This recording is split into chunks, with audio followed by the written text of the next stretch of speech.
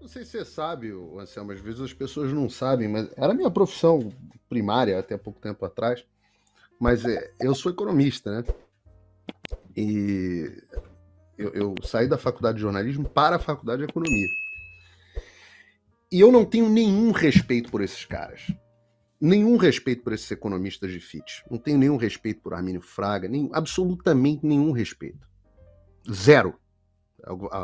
Alguns deles foram meus professores. Eu estudei na PUC do Rio de Janeiro, as melhores faculdades de economia supostamente que o Brasil tinha. Depois passei pelo MIT, passei pela London School, passei por Harvard, mas minha alma mater seria a PUC do Rio de Janeiro, onde eu convivi com essas pessoas. E eu não tenho absolutamente nenhum respeito por eles.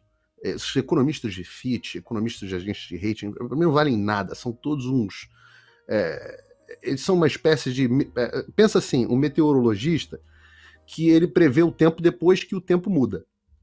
Então ele não fala assim, amanhã vai chover, não. Ele fala assim, o tempo tá bom. O tempo tá bom.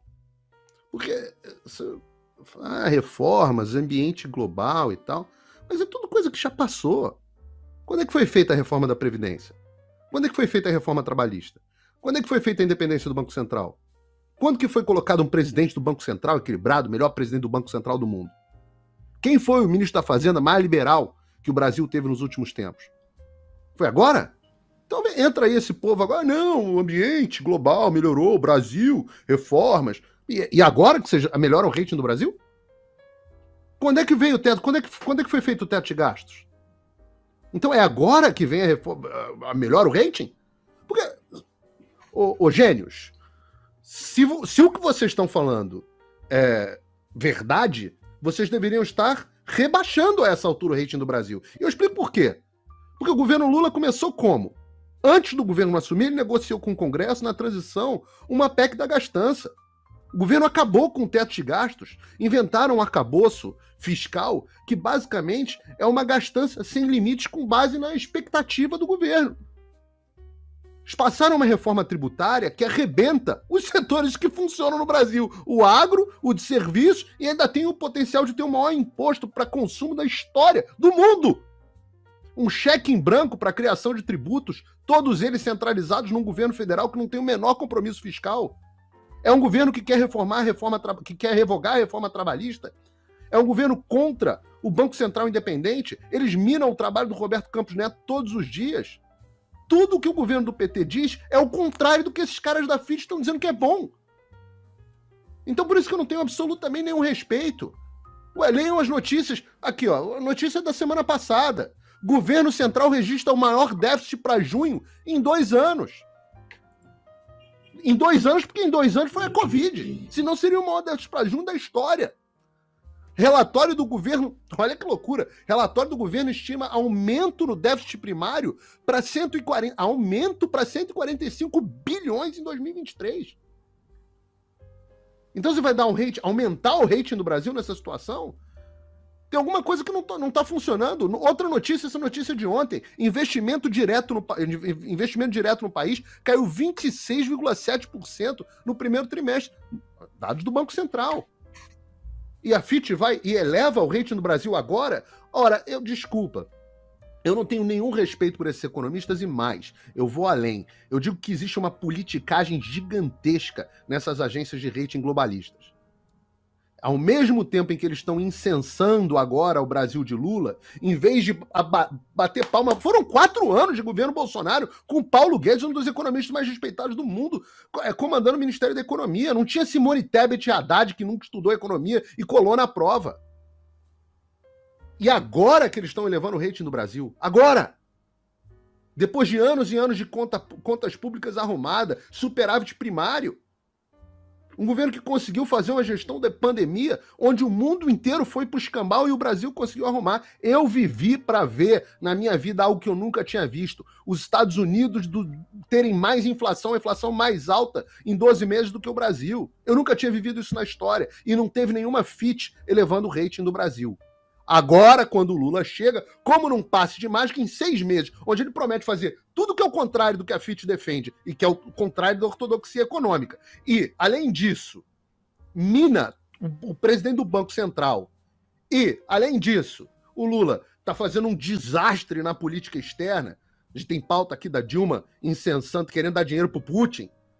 Eles vão lá e elevam o rating do Brasil, ao mesmo tempo que agora estão arrumando confusão com Benjamin Netanyahu em Israel, querendo rebaixar o rating de Israel, porque Israel aprovou uma reforma contra o judiciário globalista. Ninguém pode ser trouxa o suficiente para manejar os seus investimentos com base nesses caras que, obviamente, são técnicos incompetentes, sem capacidade de leitura política e donos das agências de rating, que, aliás, não deveriam ter mais nenhuma credibilidade depois da crise de 2008, já deveria ter jogado esses caras todos para o espaço. A necessidade da existência deles é absolutamente burocrática, porque em termos de credibilidade eles não sabem absolutamente nada. Esses caras têm, além de tudo isso, eles têm uma inclinação política ideológica para defender os interesses globalistas que você não pode ignorar. Hoje, 4 empresas, principalmente 3, a SCG, a State Street, a Capital, a Vanguard e BlackRock, dominam basicamente o cenário de investimento global inteiro. Então, se você ainda acredita na história da carochinha, de que existe mercado financeiro no mundo, de que existem agências que realmente isentas verificam a situação fiscal do país, desculpa, você é trouxa. Você é trouxa. Essa é a mesma gente que assinou no Brasil, os representantes desses caras no Brasil, todos eles assinaram cartinha para a democracia. Todos eles faziam carinha de nojinho para Paulo Guedes e agora fazem coraçãozinho para Haddad. Vamos ver qual é o resultado econômico dessa porcaria. Admamari, o comentário é seu. Não, eu acho que o Caio aqui colocou pontos que nós que não somos especialistas nunca iríamos colocar, eu acho, pelo menos desse ponto de vista. E o que o Paulo Figueiredo colocou é muito importante. Como que do nada a gente sobe aí de classificação nessa análise, sendo que a gente registrou aí um déficit de 45 bilhões só nesse tempo aí de governo. A questão é 45 bi de déficit, sendo que mais ou menos uns 7 bi foi de emenda PIX. O déficit poderia estar bem menos, poderia estar bem menor se não fosse aí por certos manejos aí do Congresso.